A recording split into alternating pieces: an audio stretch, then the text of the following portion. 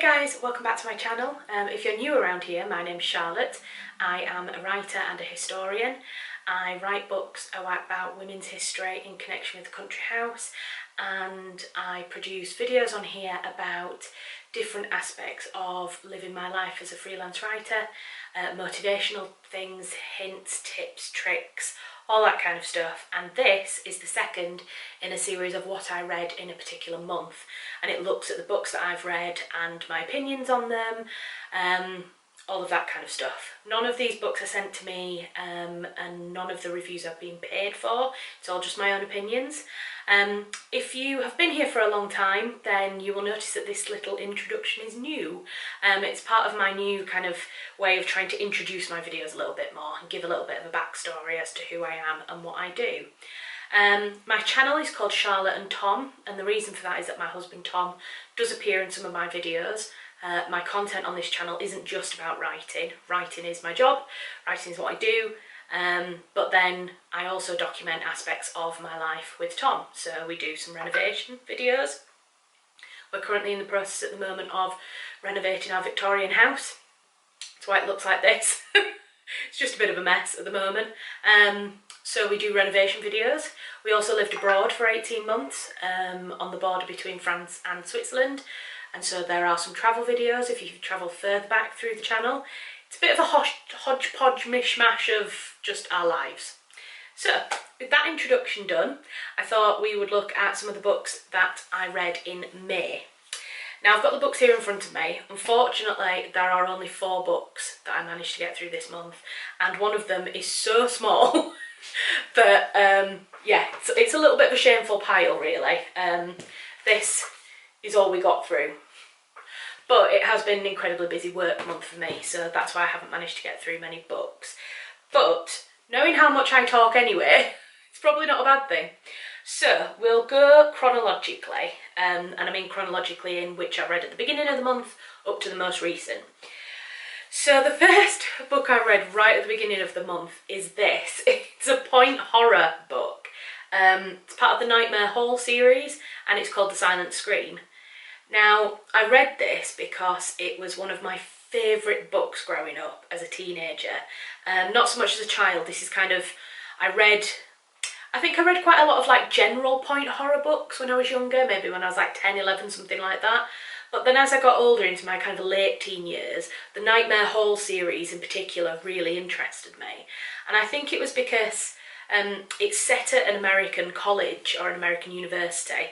They're very short, as you can see, and they kind of feature around a horror or a murder, or they're a bit kind of like crime, mystery, murder books. There's also usually some kind of spooky, paranormal thing going on as well. And this one, it's weird saying that something that is like a horror book is my favourite, but I think this one was my favourite because I'm really into architecture, and I really love books that are set in old houses and old buildings that kind of combine that spooky, ghostly story with a really good character. So I think this might be the first in the Nightmare Hall series. I'm not entirely sure about that, don't quote me on that, but yeah, this one is about a girl called Jess. She goes to university, she's the first in her family to go, and she has to live at Nightmare Hall because she can't afford to stay on campus, and something has happened in the room that she lives in, and it's kind of about that story of the girl that lived there before she did and what happened and that kind of thing. So I read it again recently because I've kind of been doing this thing recently of retreading old books that I read a lot as a young person but haven't read in many years. I kind of like the comparison between what I found really interesting and really kind of fascinating as a child or as a young person, and how that's changed like 10, 20 years on. So yeah, it's the first in that kind of series, and I will be reading more. I've got more on my bookshelf behind me of books that I read when I was younger that I'd like to retread. So overall, it still captured me in the way it did when I was younger, but you can tell that it's written for young people, because there's just not enough space, there's not enough time in such a short book for it to be a really thick narrative. It's quite simple, it's quite kind of, it moves from one kind of event to the other very quickly. There's not too much character progression. But to be honest, for a young person's book, I can see why I liked this as a teenager, and it's kind of made me want to buy some of the others. I might do. I've got enough books at the moment to get through. But yeah, so that was the first one I read.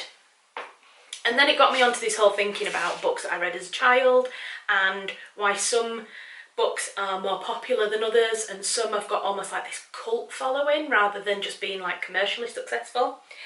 And then my sister was clearing out her bookshelf at home, and I say her bookshelf, it was mostly my bookshelf. So I've moved around a lot, and over the years I've left books at home and my sister's adopted them into her library of books. But anyway, she was clearing out her books and she brought a load of stuff that she asked if I wanted, and I said yes. One of them was The Worst Witch. Now, people outside of the UK may never have heard of The Worst Witch, but it was basically the Harry Potter before Harry Potter came out. So this was a series that was written in the 50s. She wrote it, I know that Jill Murphy, the author, wrote it, and when she was quite young, and she tried to get it published a number of times. People weren't really interested in it, kind of a similar story to J.K. Rowling really. People weren't interested in the narrative, they thought it was too simple. And then I think maybe like 15 years later or something like that, somebody picked it up. I think Puffin Penguin picked it up and ran with it, and it was really, really popular. So it's basically about a young witch called Mildred Hubble, who is a trainee witch at the Miss Cackle's Academy of Magic, and it kind of has a lot of similarities and an awful lot of differences to Harry Potter, but it's that same kind of fantasy, young kind of school children going away to a school of magic and learning about how to become a witch or a wizard. Now, this book is so dated. It's, you can so tell that it was written in the 50s or the 60s.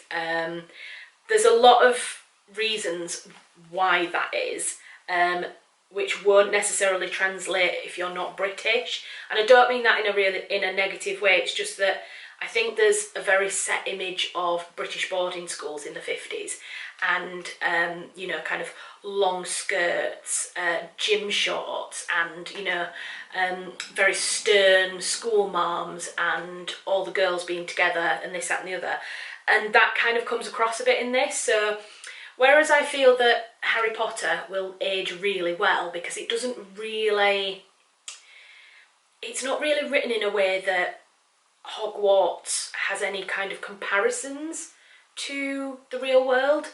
It's kind of, you know, the school uniform is vaguely mentioned, and the teachers, I don't know, there's a timelessness to Hogwarts that I think will translate over the decades, and I think it will continue to be a classic for many years to come. Whereas with this one, I was reading it and I was just a bit like, yeah, that's not really how life works anymore. To be honest, I can't remember I know this is the first in a series. I can't remember reading any of the other series as a young person, but I think I did. I would like to see Jill Murphy create another Worst Witch where she's got the time and the freedom to go back and to really create the world of Miss Cackle's Academy, and maybe just make it a little bit more modern. I'd like to see a comparison for how Jill Murphy would create her magical world compared to how J.K. Rowling created hers. I think this kind of idea, the Worst Witch, has a lot of merit, and I think it has a lot of potential. I just don't think it was given enough kind of space in the publishing world to allow her to really play around with the ideas. Maybe because she'd written it 20 years earlier, and maybe because the publishers didn't really take on enough of a kind of chance on her. I just kind of feel like it's a bit of a narrow storyline. It would have been better if the world had been a bit richer and the storyline had been a little bit longer and more complicated. But I mean, it is designed for young children. You know, the text is very big, and there are pictures, which I miss pictures in books. I really do. So yeah, it's obviously meant for a very young audience, so you've got to make some allowances. Overall, it was a very quick read. I think I read it in about half an hour. I enjoyed it. It was very reminiscent of my childhood. I remember wrapping myself up in bed with a torch reading this at home, and it kind of brought back all of those nostalgic memories. I just kind of wish that we could almost go back and have another go at this. Let Jill Murphy do it again now and see what the comparison would be. So the third book I read this month was one which has been on my bookshelf for weeks, and I've been wanting to read it, and for one reason or another had never got around to it. But I was just like, I'm just going to go for it. I'm just going to start it and see what I think. And it is The Silent Companions by Laura Purcell.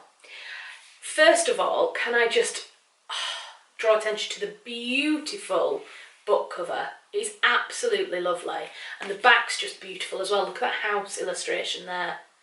It is lovely, and one thing that I really love about it is that it is a hardback book, but it's designed without a slipcover. Is that what it's called? Slipcover? What are they called? I can't remember. I'm going to call it a slipcover.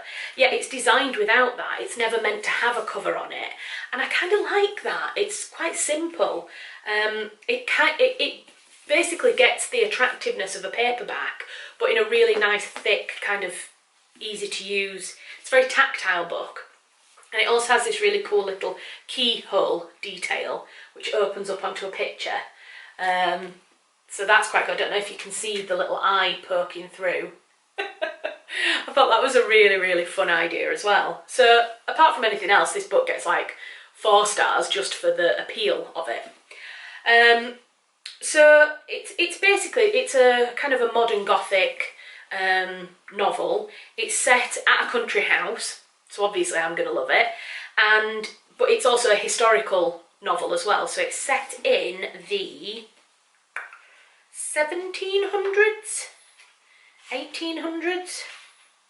It's not quite as old as that portrait would lead you to believe. It's not set in Tudor times, but it kind of goes back in history to the Tudor times as well, and it kind of jumps across timelines a little bit in order to tell part of its story, but mainly it's set in that kind of early Victorian Gothic period. And I really, really loved this book. I honestly, genuinely did. I thought it was absolutely fantastic. It was everything that you want a gothic novel to be without getting ridiculous. And I say that because I find that a lot of... I'm really interested in horror stories and kind of gothic horror, especially in connection with The Country House. And I often find that you get about 2/3 of the way through, and it's almost like the authors thought, it's not going far enough. And so they pull out some crazy, like, ghost animals, or the walls start dripping blood, or, you know, just very, very strange random things that it doesn't feel real. And I know that obviously the paranormal and all that kind of stuff, is it real? Is it not real? We don't really know, do we? But this book had a really, really good way of making the horror almost believable. Like you could imagine something like that happening and being really genuinely terrified by it. And that's, I think, one of the things that was really good. I also liked the fact that it wasn't expected in any way. Like the whole crafting of it from the beginning, it starts, I don't want to tell you too much because I don't want to ruin it, because I really, really think you should go and buy this and read it. But it starts off in one particular setting, it goes back in time a little bit to another setting, it then goes back in time again to another setting, but they're all really well interlinked, and the characters are well-rounded enough without going into too much detail. And the main character, whose name is Elsie, I thought she was really good, and her kind of character arc throughout the book was fantastic as well. There's definitely like kind of parallels between The Little Stranger, if you've seen that, if you've read that, and what other books? So I've just been looking at my bookcase. I'm trying to think of like other books that this reminds me of, but that kind of general Wilkie Collins, Sarah Waters. There's another book that I read that was called This House is Haunted. All those kind of classic country house, haunted house.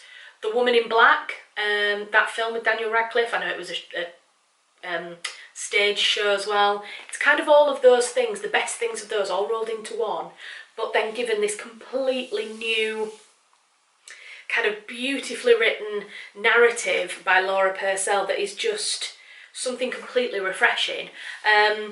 And yeah, I'm just really, really excited by this author. I think she's going to be fantastic. This was her debut novel. How does someone write something like that as a debut novel is just absolutely amazing. She has brought out another one, which is over here. So this is her second book, The Corset. Haven't read this yet. Maybe I'll read that this month and then I can kind of compare. Yeah, haven't read that, but I'm really looking forward to that. But another beautiful book cover as well. But yeah, I don't know whether to do a star system on here because I didn't do a star system with my first video, but obviously these are developing all the time. So I'm going to start one. So this, we're going to do out of 5. I'm going to give this a 4, which to be honest is pretty good. Why didn't it hit 5 stars? Because I'm not Laura Purcell and I didn't think about it and I'm jealous. Probably. The Worst Witch we will give, I think 2.5, no, let's not do half things, 2 stars. I'll give The Worst Witch 2 stars. I don't think it's bad. I think it's actually very good and I think it's a bit of a classic. But yeah, I just would like to see more from the world. Maybe I'll have a look and see if there's any more Worst Witch books and we'll look into those a bit more as well. Nightmare Hall, I'm going to give that 3. It's kind of okay. Don't think I'll read it again, even though I've now got it on my bookshelf. But yeah, very reminiscent and yeah, can see why I like that. So 3 stars. Right, last book. The last book that I read this month is quite a pertinent one actually, and I didn't realise it would become quite so pertinent when I started it. And it's called Blood and Sugar, and it's by Laura Shepherd Robinson. I've just realised all the books that I've read this month are by female writers, which is really cool. Just a little side note. Yeah, so this is Blood and Sugar, and the reason that I bought this was, there were 2 kind of reasons really. One is that it was quite similar to C.J. Sansom in terms of it's a murder mystery set in a historical period. And secondly, I bought it because C.J. Sansom has actually reviewed it on the back. So I thought, well, if he gives it the seal of approval, I've got to try it. Hey guys, so it's Charlotte here. Jumping in from the future yet again. I'm sorry, I really feel like I'm doing this a lot in the last couple of videos, and for some reason I'm just having a lot of trouble with my cameras and like my technology at the moment. So I just want to apologise for jumping in, but I, for some reason, have lost a clip in the middle of this What I Read in May video, and it's the bit where I talk about the book Blood and Sugar, and I considered cutting it out completely and just doing a bit of a sorry guys, lost the footage type of clip. But the truth is I really wanted to talk about this book because it's going to lead on a lot to the books that I'm going to be discussing over the next few months, hopefully. And so, yeah, I'm jumping on really to have a little bit of a chat with you about the book. So, Blood and Sugar itself, like I say, I chose it because it had been endorsed by C.J. Sansom, and also C.J. Sansom, the storyline was very similar to C.J. Sansom. It's about a murder mystery set in a historical period. Now, it's actually set a little bit later than the C.J. Sansom novels. It's set in the middle of the 1700s in Deptford, which I didn't realise before I started reading this book was actually a real big centre for the British slave trade. And that's kind of what the whole book is centred around. There's a chap called Captain Corsham whose friend is murdered, and he goes investigating his friend's murder. And it's all tied up into the abolition of slavery and the British slave trade and its implications in England, especially in the Deptford area. And it's a very kind of simple murder mystery story, but the kind of wider historical narrative of it was really, really interesting. So it took me a while to get into, I'm not going to lie. I don't feel that Shepherd Robinson has maybe quite the same historical narrative, the same kind of ability to build that historical world up that CJ Sansom has. But I think this is her first book, so maybe that will come as she kind of writes more in the series, because Dissolution wasn't the best CJ Sansom book for kind of giving that narrative, whereas his book got better as they went along. So I'm sure Robinson's will do, Shepherd Robinson, sorry. I'm sure her books will get better as she writes them as well. So it was a bit of a slow burner. It took me a little while to get into, but once Captain Corsham got to Deptford and started kind of talking about that area and the slave trade and all that kind of stuff, I was gripped, because it was an area of British history that shamefully I don't know anything about. I didn't even know that the slave trade had like a kind of local centre in Deptford before I read this book. And I said in the earlier clip that I didn't realise how pertinent this book choice was going to be when I first picked it off the shelf.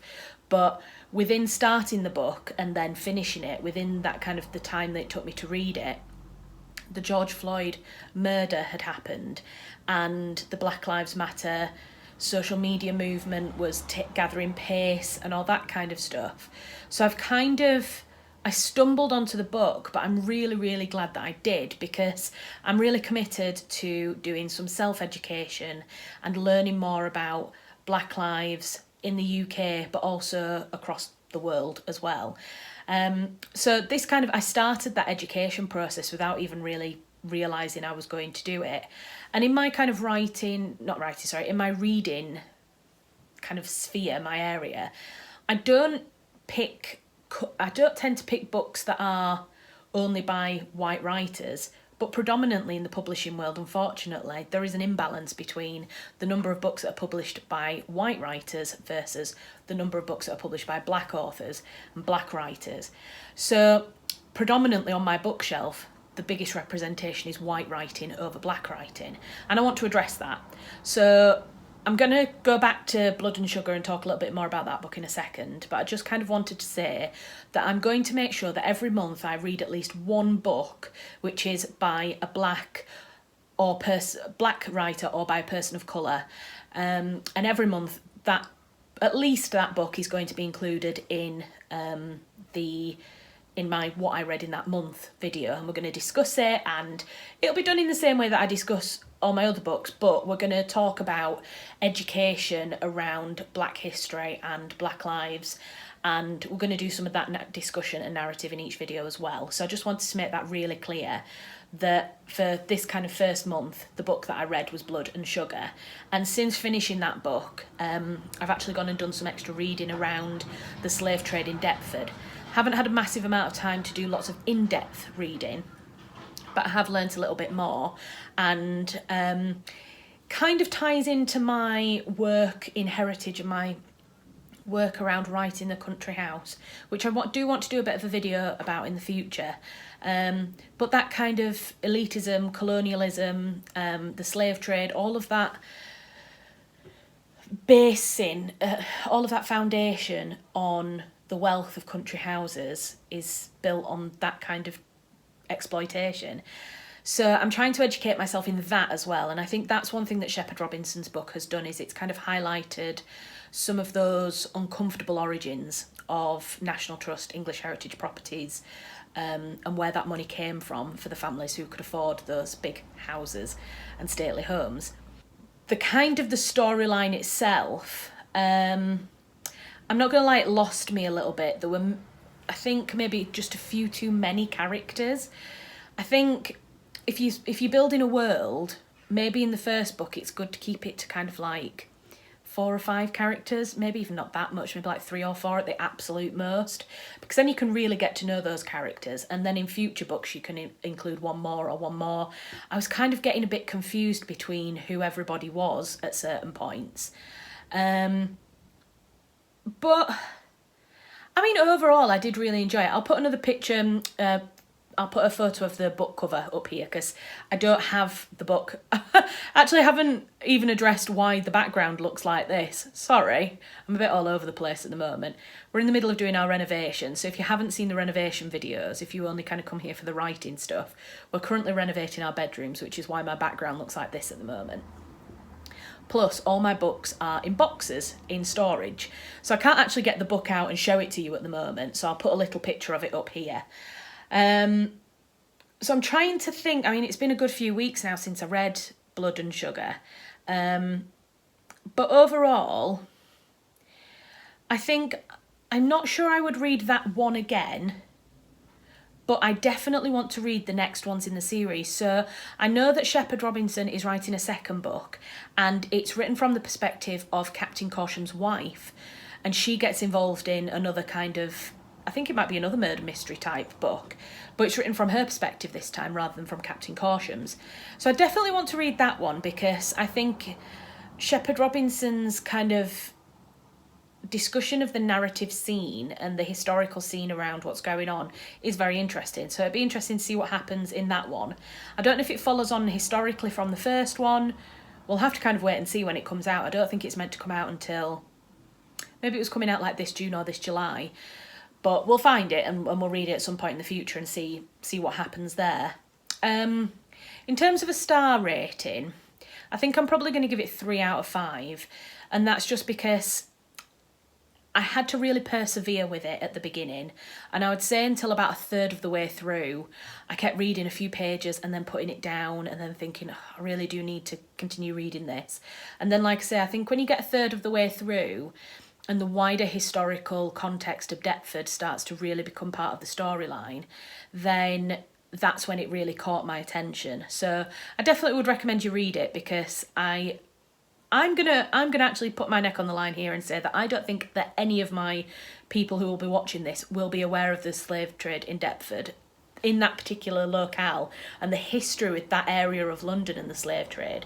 I'm sorry if you do know that, but I didn't. It's certainly not anything that I ever learnt in school, which is shameful, really shameful. So just from that perspective, I think it's really important for you to go and read the book. Go buy it, go read it, educate yourself a little bit on the British influences on the slave trade. And yeah, that's kind of all there is to say about it, really. Go read it, go educate yourself. So I'll jump back into another clip that I've got from the original video in a second.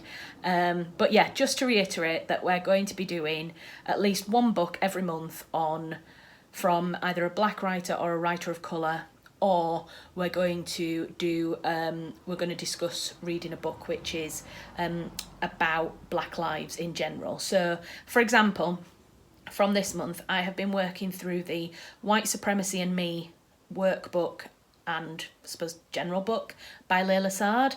And I've also been reading Girl, Woman, Other by, can't think what the author's called, sorry, the book's downstairs. So yeah, those 2 books I'm currently reading at the moment. So yeah, those will be included in next month's book review. And yeah, let's jump back in to the previous clip, or the next clip, whatever, sorry. Today is not my day. So I was filming the rest of this video on my mobile. My mobile has now run out of space, so I'm back on the crap camera again. So I'm holding this up, it's very vlog style. Just to finish this video, to say that I hope you've enjoyed it. If you want to continue any discussions on any of the topics that I've spoken about, but particularly about the Black Lives Matter topic and talking about books and education, let's have a conversation. I'm happy to talk to any of you. You can find me mostly on Instagram. I'm mostly active. If you just search for Charlotte Furness Writer, I'll pop all the stuff in the description below anyway. And yeah, get in touch, let's have a chat, but let's be kind. Let's have an open, kind, friendly, understanding discussion. I'm not here for anything that is not kind. We are completely and utterly anti-racist on this channel, and yeah, I will only tolerate people who come with an open mind, who come to discuss, to educate and to progress. Other than that, I hope you've enjoyed the other books that I've discussed in this video, and I will be back again in a month's time to discuss what I read in June. Take care and stay safe. Bye.